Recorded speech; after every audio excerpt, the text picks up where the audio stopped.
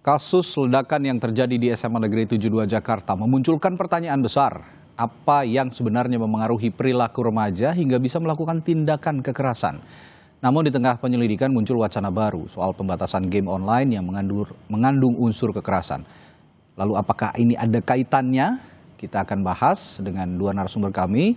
Ada Sani Budianti Hermawan, psikolog anak, remaja, dan keluarga. Lalu Hadrian Irvani bergabung juga bersama kami, Wakil Ketua Komisi 10 DPR RI dari fraksi Partai Kebangkitan Bangsa. Selamat malam Mbak Sani dan Pak Lalu. Selamat malam. Selamat malam, Assalamualaikum. Waalaikumsalam warahmatullahi wabarakatuh. Saya ke Mbak Sani dulu. Ini ada wacana pemerintah membatasi game online. Yang ingin saya ketahui apakah game online juga bisa memicu perilaku agresif pada anak berdasarkan penelitian psikologis begitu Mbak Sani? Iya. Kita tahu ya, usia remaja 12-18 tahun itu adalah usia di mana anak sedang ingin mencari tahu apapun yang terjadi di sekitarnya, di lingkungan, di dunia bahkan. Ya. Sehingga apapun dia mau coba, ya termasuk sebenarnya games itu kan games interaktif yang bisa membangun kesenangan, ya hubungan dengan teman. Tapi tidak jarang di dalam games itu memang mengandung unsur kekerasan. Bahkan darah-darah itu diperlihatkan, sehingga dikhawatirkan anak yang sering kali bermain game kekerasan meminimalisasi rasa empati, ya. Oke. Kemudian juga sudah terpapar hal-hal yang sifatnya darah itu menjadi biasa. Darah, kemudian kekerasan, menyakiti, menembak. Nah, ini yang dikhawatirkan anak-anak di usia remaja yang sebenarnya notabene sedang belajar dari apa yang pengalaman yang terjadi di lingkungan itu terinternalisasi ke dalam pembentukan kepribadian. Jadi lebih mudah menyakiti, ya. Kalau zaman sekarang kalau kita lihat anak-anak tuh gampang sekali ngomong kasar, betul ya? Oke. Gampang sekali, tidak ada mungkin rasa nggak enak gitu ya. Dan kalau kita lihat di WA grup anak-anak remaja itu benar-benar tidak tersaring, kaget-kaget kita mungkin di era yang hidupnya di zaman dulu begitu ya, tapi bagi mereka itu biasa. Nah, ini sebenarnya bibit-bibit dari pembentukan hal-hal atau sifat-sifat yang berbau kekerasan, karena kita tahu kekerasan kan nggak sifatnya fisik saja, Ya. tapi ada psikologis, ada verbal, ya, ada kekerasan finansial juga, termasuk pemalakan itu juga kekerasan, masuk kekerasan atau bullying begitu. Nah, ini yang harus dicermati oleh kita sebagai masyarakat atau orang tua, bahwa semua konten-konten yang berbau kekerasan itu bisa masuk ke dalam terpapar kepada anak remaja yang membangun sifat-sifat yang tadi tidak empati dan bisa memunculkan hal-hal yang sifatnya agresif begitu. Oke. Atau menyakiti orang lain. Oke, lalu adakah bukti ilmiah dari studi psikologi misalnya bahwa anak yang bermain game online ini lebih mudah terpapar tindak kekerasan dibandingkan yang tidak bermain game online, Mbak Sani? Iya. Ya, kita tahu ya, anak itu kan belajar, they will learn what they see, betul ya? Ya. Dia akan belajar dari apa yang dia lihat.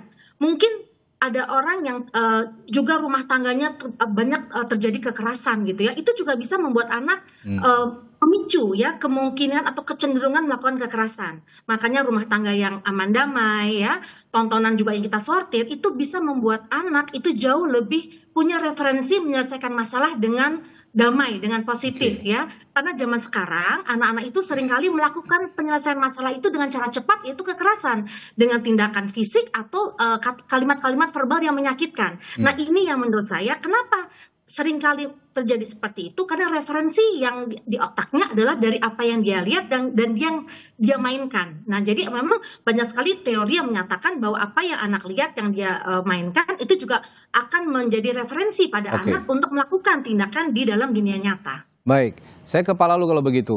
Anda sendiri dari parlemen, apakah setuju dengan adanya pembatasan game online ini yang diwacanakan pemerintah, Pak Lalu? Baik, Mas. Jadi pertama tentu dalam rangka mengantisipasi kembalinya terjadi hal-hal seperti kejadian di SMA 72, ya kami prinsipnya di DPR setuju langkah-langkah yang dilakukan oleh pemerintah, apalagi Presiden melalui Mensesnek menyampaikan bahwa perlunya kewaspadaan sosial, perlunya perhatian terhadap lingkungan. Nah, kita tahu bahwa lingkungan sekolah kita hari ini dengan kejadian beberapa waktu yang lalu mencerminkan bahwa lingkungan sekolah kita sedang tidak baik-baik saja. Mungkin ini yang ini saja yang terungkap, tetapi sejatinya banyak hal-hal lain yang tidak terungkap, yang tidak tersampaikan melalui media. Nah, oleh sebab itu kami di Komisi 10 menyarankan kepada Kementerian Pendidikan Dasar dan Menengah untuk melakukan evaluasi total, terutama terhadap program-program dalam rangka melakukan langkah-langkah preventif untuk kekerasan yang terjadi di sekolah, baik kekerasan fisik maupun kekerasan verbal. Apalagi kita tahu bahwa kejadian di SMA 72 Jakarta ini informasinya ini walaupun belum selesai penyelidikan ya. Ini informasi yang kami dapat bahwa pelaku adalah korban dari bullying, korban dari perundungan. Nah, ini sungguh sangat memprihatinkan sebenarnya. Ini tugas kita semua, bukan hanya tugas sekolah, bukan hanya tugas Kementerian Pendidikan Dasar dan Menengah, tetapi yang terpenting adalah memberikan kesadaran kepada orang tua untuk lebih memperhatikan putra-putri mereka. Nah, kesadaran orang tua inilah yang diperlukan sebagai pintu utama dalam melakukan pencegahan terhadap kekerasan yang ada di sekolah. Lagi-lagi saya katakan bahwa ini tidak hanya tugas orang per orang atau tugas kelompok tertentu atau hanya tugas lembaga tertentu.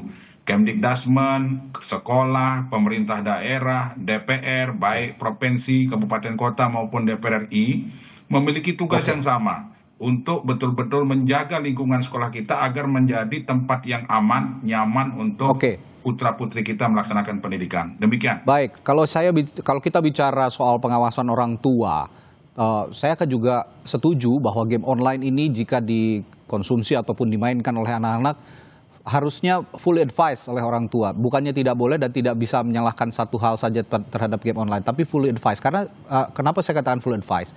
Karena ada juga yang namanya e-sport yang saat ini juga digandrungi oleh anak muda, termasuk juga anak remaja. Nah, menurut Pak Lalu, wacana ini mungkinkah diberlakukan di saat ini e-sport sedang juga naik dan ini menjadi salah satu menjadi cita-cita ataupun cabang olahraga yang ingin digeluti oleh anak-anak muda termasuk kaum remaja, Pak Lalu?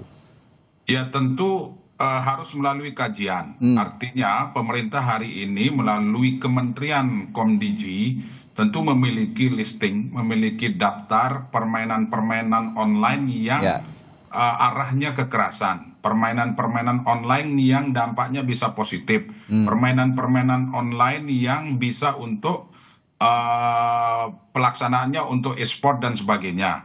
Nah, oleh sebab itu yang saya katakan tadi bahwa dalam menuntaskan persoalan ini tidak bisa Kemdikdasmen sendiri, harus ada komunikasi lintas kementerian termasuk di Komdigi, karena Komdigi lah yang memiliki peranan, Komdigi lah yang memiliki hak ketika nanti permainan-permainan online yang negatif tersebut dicabut atau tidak, itu haknya Komdigi. Nah, oleh sebab itu saya berharap ada sebelum pelaksanaan wacana ini dilaksanakan, maka harus ada kajian terlebih dahulu.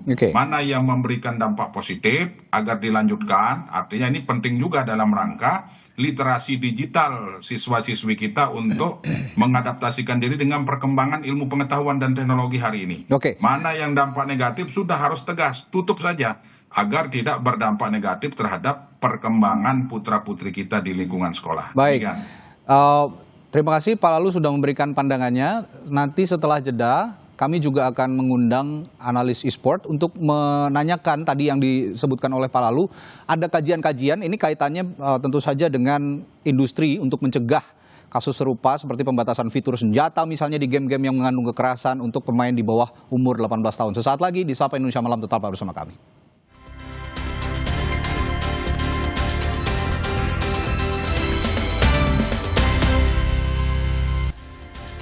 Masih membahas wacana pemerintah yang akan membatasi game online terutama yang mengandung kekerasan. Tapi apakah benar hanya satu-satunya game online saja yang menjadi penyebab anak di bawah umur ini melakukan tindak kekerasan? Tadi saya sudah menyinggung juga soal bukti bahwa game online ini bisa menyebabkan tindak kekerasan yang dilakukan oleh anak-anak. Tapi apakah demikian? Bagaimana dari perspektif pengamat e-sport? Sudah bergabung juga bersama kami malam hari ini Irlian Syah Wijanarko, pengamat e-sport. Selamat malam, Mas Irli. Selamat malam, Mas. Ya, tadi kita sudah membahas di segmen sebelumnya, Mas Irli, bahwa kata Mbak Sani dan Pak Lalu, memang ada andil ya, game-game online yang tidak full advice kepada anak-anak, menyebabkan mereka terpicu untuk melakukan tindak kekerasan. Tapi dari POV-nya pengamat e-sport ataupun atlet e-sport, sebenarnya ini bisa dibatasi nggak sih tindak kekerasan ini dari game-game online? Oke, sebenarnya ini perihal masalah game yang influence anak-anak muda Mhm. untuk mereka melakukan tindakan kekerasan itu bukanlah sesuatu yang baru muncul beberapa waktu belakangan Iya, ini sebenarnya. betul. Ini sudah cukup lama dibahas dan diangkat dan ternyata di beberapa studi case di luar justru pengaruh dari game itu sebenarnya sedikit impact-nya terhadap kekerasan. Jauh lebih banyak untuk memberikan dampak-dampak yang justru sebenarnya positif seperti melatih refleks, melatih kemampuan solving problems dan masih banyak hal lainnya lagi di luar dari beberapa benefit-benefit lain seperti membawa prestasi negara dan lain sebagainya. Nah, tapi pertanyaannya adalah apakah game ini bisa menginfluence kekerasan? Jawabannya benar. Ada kemungkinan bahwa game ini bisa menginfluence beberapa kekerasan dan apalagi sekarang games itu sangat-sangat mudah diakses, bisa di segala macam platform, baik di handphone, di konsol, di PC. Oke. Dan juga channelnya untuk ngebelinya tuh banyak sekali sehingga tidak kalau kita nge-regulate satu atau dua masih akan banyak banget lagi gitu loh Mas yang masih Oke. ada gitu. Pengaruhnya sedikit, tapi memang ada influence. Saya tahu juga bahwa influence itu datangnya dari mana faktornya di game online. Apakah misalnya melakukan kekerasan terhadap lawannya misalnya, atau menggunakan senjata tajam, bahkan senjata api, atau bagaimana? Betul, di beberapa game itu terutama yang bersifat kompetisi yang paling ramai juga populer di Indonesia sekarang. Game-game ini itu kan karena dia kompetisi dia memainkan role di dalam gamenya ya. Ya. Sehingga misalnya contohnya game peperangan, secara otomatis dia pasti menggunakan senjata untuk mengalahkan tim satunya lagi gitu ya. Ataupun ada beberapa game lainnya lagi yang bersifatnya dia mungkin kekerasan kayak fisik gitu ya, dia menginfluence seperti itu. Nah cuma kalau misalnya apakah itu menginfluence lebih dalam tentang anak-anak ini bisa mengikuti apa yang dilihat di dalam gamenya, saya rasa itu sebenarnya hal kecil sekali. Masih banyak hal-hal lain yang mungkin bisa menginfluence lebih besar. Contohnya pengaruh daerah atau environment dia tinggal. Apakah itu ada kekerasan yang terjadi di sekitar rumahnya, ataupun misalnya dia menonton hal-hal lain, itu masih menurut aku masih jauh lebih besar. Tapi begini Mas Irli, kalau bicaranya tekanannya terhadap batasannya yang seharusnya dilakukan dari mana, dari sisi mananya untuk pemakaian game online ini sih? Oke, di beberapa negara seperti di Korea dan di China, mereka meregulate hal ini. Mereka meregulate untuk di game itu ada 3 hal yang mereka regulasi. Yang pertama itu adalah dari durasi untuk bermain gamenya. Jadi ada di China contohnya, mereka meregulasi untuk setiap KTP gitu ya. Setiap KTP untuk mereka bermain game dibatasi di bawah umur sekian itu berapa jam. Kalau nggak salah 4 jam per hari atau 6 jam per hari. Di atas 21 tahun itu ada berapa jam lagi bisa lebih gede lagi. Dan kalau memang dia terdaftar sebagai atlet profesional, baru dia punya jangka waktu yang lebih panjang. Itu adalah regulasi pertama. Dan itu untuk mencapai, sorry saya potong sedikit, nanti yang kedua dijelaskan oleh Anda. Dan itu harus dilakukan atau ada sertifikasi khusus untuk menjadi pro tadi ya? Betul, kalau untuk menjadi professional player betul. Oke, yang kedua tadi apa, Mas Irli? Yang kedua itu adalah grafik di dalam game di game di China itu mereka cukup agresif untuk melakukan pembatasan di bagian grafik ini. Contohnya di China untuk game-game yang bersifat kekerasan itu tidak ada darah, tidak ada warna darah. Mereka mengganti warna darah itu yang tadinya warna merah itu semua diganti menjadi semacam emotikan lucu-lucu atau jadi yang hal-hal yang lebih friendly dilihatnya kayak gitu. Dan yang ketiga regulasi silakan. Oke. Yang ketiga bentuk regulasinya itu adalah peredarannya. Peredaran dari game tersebut itu sendiri, platform apa yang mendapatkan izin untuk mendistribusikan game-game tersebut. Dan jika gamenya dinilai ada beberapa value-value yang tidak sesuai dengan value dari negara atau peraturan dari negara tersebut, itu mereka ada semacam harus mendapatkan izin dahulu agar baru bisa memasarkan game di dalam negara tersebut begitu. Oke, termasuk mungkin faktor usia ya berpengaruh di situ ya, batasan termasuk faktor usia betul. Oke, baik. Mbak Sani, tadi ternyata kalau kata Mas Irli ya sebenarnya ada influence tapi sedikit saja. Perlu ada pembatasannya yang tadi sudah diungkapkan. Apakah Anda juga setuju soal hal ini? Iya, memang ketika kalau kita berbicara anak gitu ya, anak itu kan punya proses kognisi, olah berpikir. Tentunya anak yang lebih matang, yang lebih dewasa bisa membedakan mana itu sifat yang boleh dan tidak boleh. Oke. Tapi ketika ini terpapar oleh anak-anak yang usianya lebih muda begitu ya, itu akan menjadi sangat bahaya karena bisa menjadi referensi bagi mereka untuk bertindak di dalam dunia nyata.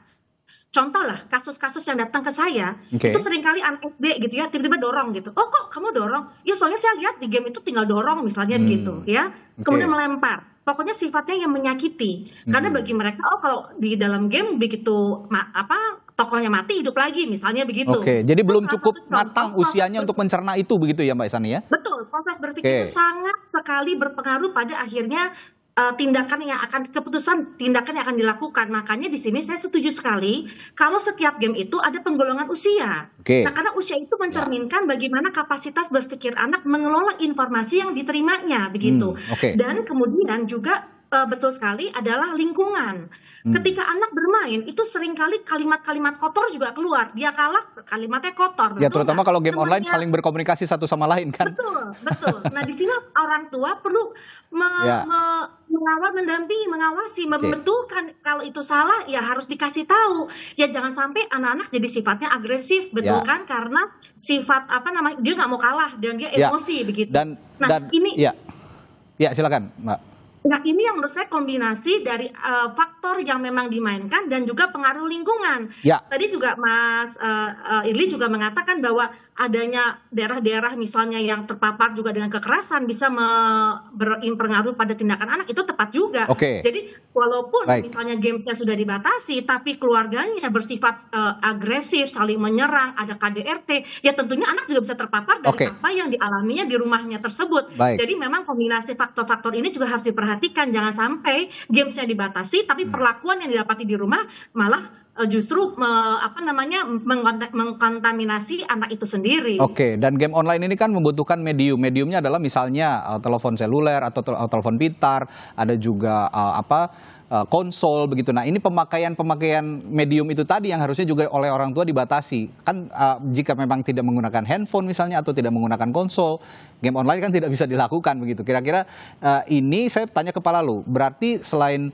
device-nya dibatasi, penggunaan device-nya dibatasi, tadi juga Mas Irli menyinggung soal misalnya penggunaan game online berdasarkan usia tertentu dan juga grafis yang digunakan oleh industri game online misalnya untuk usia tertentu juga harus dibatasi. Nah, berarti ini kaitannya dengan industri Pak Lalu. Bagaimana mendorong agar industri di Indonesia, industri game online misalnya di Indonesia juga bisa ikut mengikuti regulasi ini?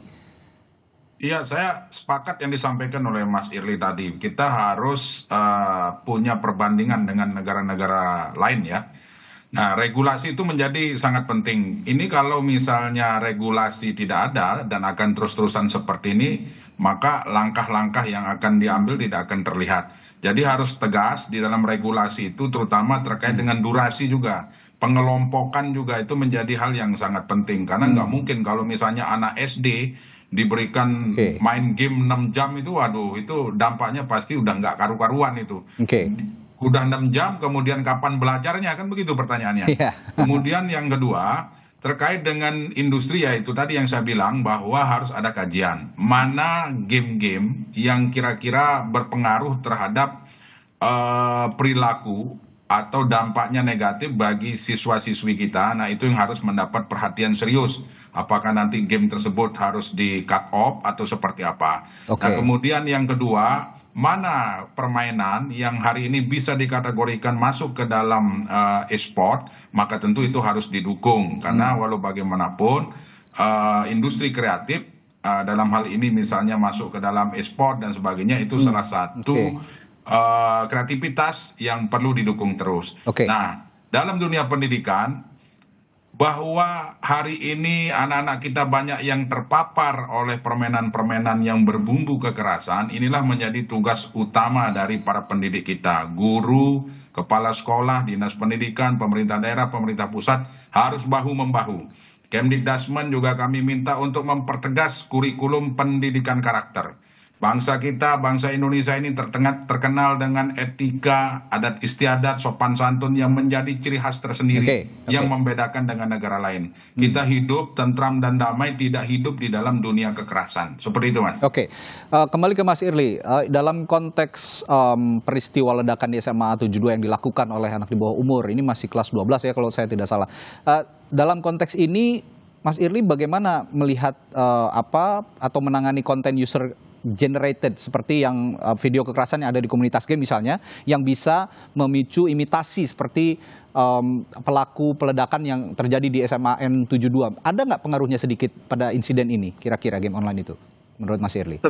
Sejujurnya kalau menurut saya pribadi nggak terlalu banyak pengaruhnya sebenarnya dari game online ya. Sebenarnya even di komunitas kita pun kita mempertanyakan dari mana anak tersebut kalau diduga ya dia mendapatkan akses untuk satu bahan peledaknya dan juga satu yang diduga sebagai entah itu senjata airsoft gun atau apapun itu gitu ya. Dari mana dia bisa mendapatkan akses seperti itu dan dari mana dia bisa belajar untuk menggunakannya. Itu kan juga sebenarnya kalau di game kan itu ibaratnya cuma klik satu kali mouse ya. Dia betul, saya juga ini berdasarkan saya juga bermain game online gitu ya. Ada beberapa game lah misalnya PUBG atau Delta Force ataupun Free Fire misalnya. Itu yang saya ketahui bahwa peledak itu sudah jadi, tidak dirakit sendiri begitu. Nah ini yang harus dipertanyakan juga. Apakah ada nggak game online yang kira-kira mencontohkan perakitan bahan peledak misalnya? Nah, untuk yang hal-hal seperti itu sudah ada agreement-nya. Nanti mungkin bisa dicek. Kalau saya tidak salah, peraturan dari US ataupun dari China, mereka sudah agree bahwa game-game yang seperti itu tidak bisa dipasarkan secara umum. Ya, jadi game-game yang mengajarkan perakitan bom, habis itu menjadi kayak seleksi masuk ke menjadi teroris misalnya. Hal-hal yang even yang misalnya berbau sara pun itu dia semacam di ban gitu, jadi susah untuk mendistribusikan atau bisa mengakses game tersebut. Sebenarnya udah ada peraturannya seperti itu. Sudah ada peraturannya. Clear ya. Berarti tidak ada ya di game online itu yang benar-benar merakit misalnya bahan peledak sendiri. Rata-rata sudah jadi item dan digunakan untuk misalnya menjatuhkan musuh lah misalnya begitu ya. Betul, nah, karena sebagai gambaran mungkin buat Pak Lalu dan Bu Sani di game ini perbedaan yang kita yang paling mencolok dari Indonesia dan China adalah China itu adalah produsen gamenya. Sementara kita konsumen gamenya, sehingga kita untuk memilih game apa yang bisa masuk ke kita itu agak-agak tricky cara filternya. Nah, di luar dari sana, kalau dari China mereka bisa directly mendapatkan game tersebut dari si platform dari developernya atau publishernya.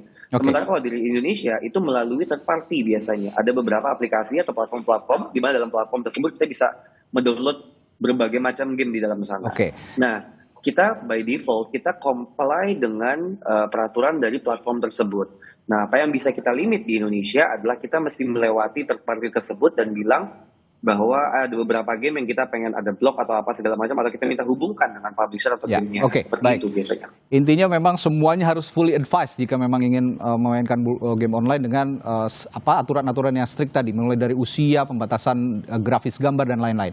Terakhir saya ke Mbak Sani, ini saya wondering aja ya, di luar alih-alih kita menuding game online menjadi salah satu penyebab, tapi adakah faktor di luar game online sih sedikitnya yang memengaruhi insiden di SMAN 72? Misalnya saya lihat juga beberapa video brain rot ini juga punya konten-konten kekerasan juga misalnya. Ada nggak misalnya soal itu? Ya, saya fokus mungkin case yang sekarang terjadi ya di SMA 72. Saya merasa memang ini ada akumulasi dari emosi atau amarah yang memang ada di dalam diri seseorang yang karakternya mungkin dari pasif kemudian jadi pasif agresif. Karena kita tahu pasif agresif itu ada bahaya yang berisiko justru membuat suatu amarah menjadi terledak di luar gitu ya, yang tidak hanya menyakiti diri tapi menyakiti orang lain. Jadi terlepas dari masalah si game online, kalau kasus ini memang menurut saya ini kita harus kaji ulang memang apa sih motif yang melatar belakanginya.